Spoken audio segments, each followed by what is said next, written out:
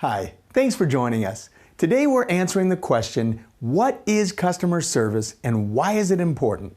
The 7 essentials to excellent customer service.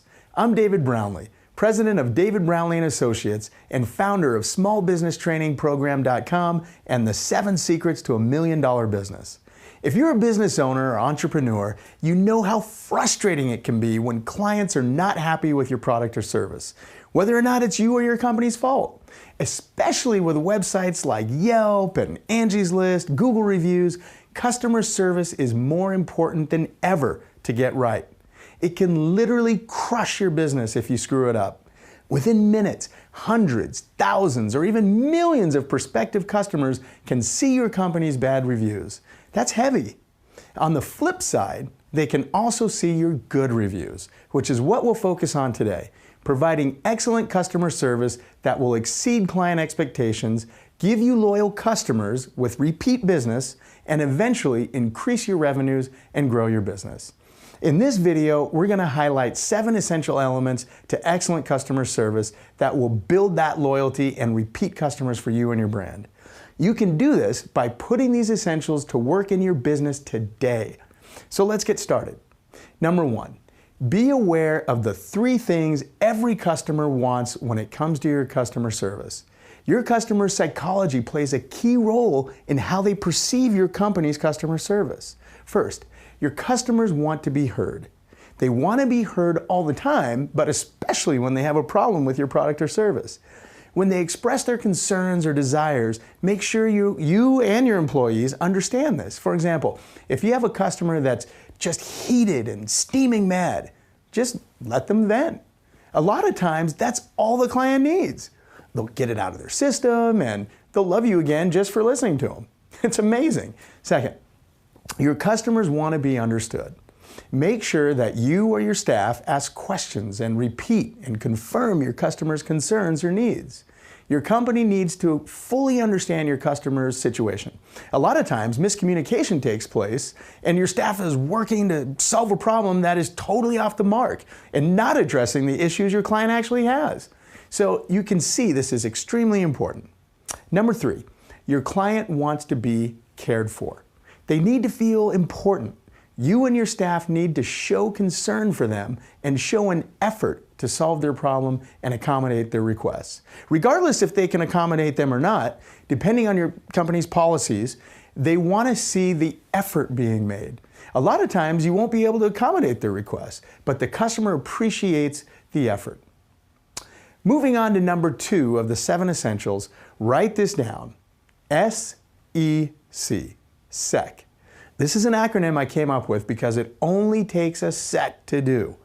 But it's so important in your customer interaction that it can make or break your sale and determine whether or not your customers will even come back.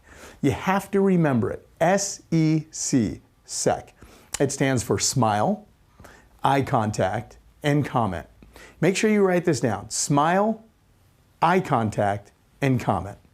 Smiles are contagious. When you're greeted by a smiling representative of a company that appears happy and glad to see you, and it's your instinct to smile back. You're ready for your interaction with this company. I mean, even if you've had a crappy day, and if the rep does it right, you will smile back. You may realize, oh, I'm grumpy, and consciously wipe that grin off your face. But your instinct is to smile back. And even when you're angry, we expect subconsciously to be greeted by customer service reps, salespeople, servers in restaurants with a smile. Service with a smile. We expect it. Although it's harder and harder to find that in companies, right? For example, I fly a lot. And with everything that's been going on with the airlines these days, with budget cuts, flight delays, increased security, etc., those folks that work for the airlines, from the front desk to the flight attendants, aren't always the nicest people to deal with. I get that they're underpaid and lack of job security, etc., but simple smile and greeting would make all the difference in the world, right? Even if they say the right thing. Welcome to Delta. We know you have a lot of choices when you fly. We're glad you picked us. Where are you flying to today? They're the right words, but with no smile, it doesn't make you exactly feel warm and fuzzy inside, does it? Okay, you get my point. But this is huge. Next, Make sure you or your reps make eye contact with the customer. Eye contact shows that you're ready to engage them and ready to help them in some way. It shows you care about what they're about to tell you and you're listening to them. Make sure you use eye contact in combination with the smile, because you don't want to freak anybody out, just staring at them. Then you want to make a friendly comment to them. It could be about the weather or lighthearted current events. You can even compliment the client on either their clothing or some jewelry that you like, etc. But, be sincere. And fellas, be careful with your compliments to women. Keep it classy and not creepy. That's important. The third element to excellent customer service is to listen to the customer. Remember, your clients want to be heard and understood. The only way to do that is to really listen to what they're saying. Acknowledge what they said and repeat it back to them so you're sure that you're addressing the right issue. Many times, angry customers will stop pursuing further action on your part after they know they've been heard and that you care about them and their needs. It sounds too good to be true, but it is. They sometimes actually feel guilty for causing you grief and will apologize to you at this point. When that happens, you know you're doing this right. The fourth thing is to empathize with your customers when they're having issues. Really listen to what they're telling you and then confirm you understand what the issue is.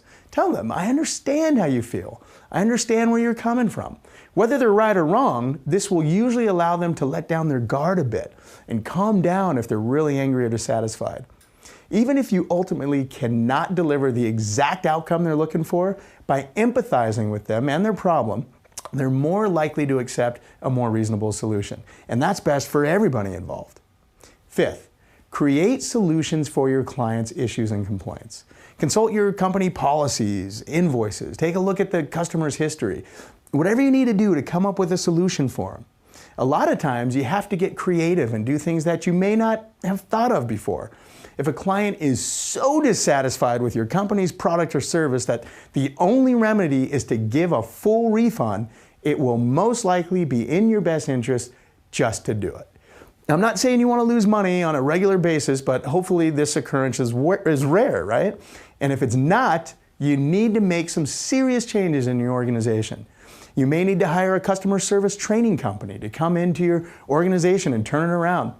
In fact, a lot of companies turn to us, David Brownlee and Associates, for customer service training when they don't have an adequate customer service training program in place. Now, when you hire us, we will come in, we'll assess your situation, and custom tailor a solution for your business. This is extremely important. Sixth, clarify the situation with the client. You need to make sure that the customer is 100% satisfied once their issue has been resolved. Review the remedy with them. Then again, gain agreement that the remedy is sufficient. You don't want to provide a solution for a client bending over backwards, for them thinking they're happy and then find out later through Yelp or Better Business Bureau that the client actually was not satisfied with your solution. So clarifying the remedy for your client situation will save you a lot of grief. And finally, 7, follow up with all your customers. You want to make sure each of your customers had a great experience with your company. Your brand's reputation depends on it and can affect future business. So even though more companies are starting to follow up with clients after the sale, still most companies do not. It doesn't matter what industry you're in. They're missing out on referral business, repeat customers, and positive reviews. You can follow up with a simple phone call, asking them 1 or 2 questions about their experience. That alone will send your customers through the roof with excitement. I mean, they'll realize, hey, this company actually cares about me. One of the 3 crucial psychological elements is that your customers need to feel cared for, like we talked about earlier. Or you can send an email to them thanking them for their business. It's easy to put a survey in there too, but if they were dissatisfied with your company, it may be too late to save the relationship. So if you do a survey, follow up with any clients that were dissatisfied immediately. It's less personal than a phone call, but if you've got a lot of customers and then it may make better sense for you to follow up with emails. But I always suggest following up with clients with what's called a drip campaign. via email after the sale anyway. A drip campaign is an email they receive from you offering coupons, discounts, invites to special events, and company news. So you want to stay in the minds of your past clients. For example, your drip campaign emails can go out once a week. They can go out once a month or even once a quarter. Offer them something of value or interest, and if you provided them with excellent customer service, they'll buy from you again. And then they'll tell their friends and their family and their coworkers to buy from you too. You can set up drip campaigns very easily now with bulk email providers like Constant Contact, iContact, MailChimp, and others. They work pretty much the same way.